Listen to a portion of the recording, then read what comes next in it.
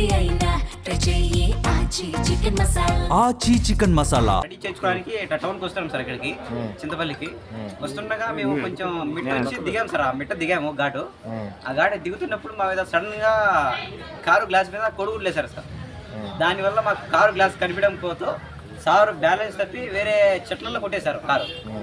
అప్పుడు మొత్తం car glass ఫ్రంట్ది ఉంటాయి కదా సార్ మిరర్స్, అవన్నీ బాగా పగలగొట్టేశారు. పగలగొట్టేసిన తర్వాత మమ్మల్ని అందరినీ బయటకు దించి మమ్మల్ని బాగా కొట్టారు సార్. నన్ను విపరీతమైన కొట్టారు. పైకెత్తి కింద నుంచి పైకెత్తి విసిరేశారు నన్ను. సార్ వచ్చేసి లోపలికి తీసుకెళ్ళిపోయారు సార్ తరుముకుంటూ. ఇంకో అన్న ఉన్నాడు మాతో, కిరణ్ మహేష్ అని. అతను కూడా తరుముకొని వెళ్ళారు. నన్ను కొట్టడంతో నేను స్పృహ కోల్పోయి కింద పడిపోయాను సార్. కింద పడిపోయి నేను మళ్ళీ లేచేటప్పటికి నాకు కేకలు అనిపించాయి సార్కి.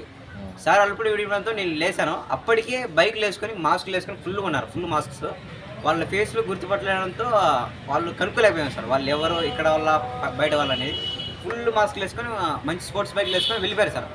వెళ్ళిపోయేటప్పటికి మా అన్న వాళ్ళకి మేము కాల్ చేసి అప్పటికప్పుడే అందరూ వచ్చారు. వీధి వాళ్ళంతా వచ్చి మమ్మల్ని కారులో తీసుకొచ్చి అక్కడ ఆ ఊర్లోని జర్రల్ అనే ఒక హాస్పిటల్లో జాయిన్ చేశారు, గవర్నమెంట్ హాస్పిటల్ చిన్నది.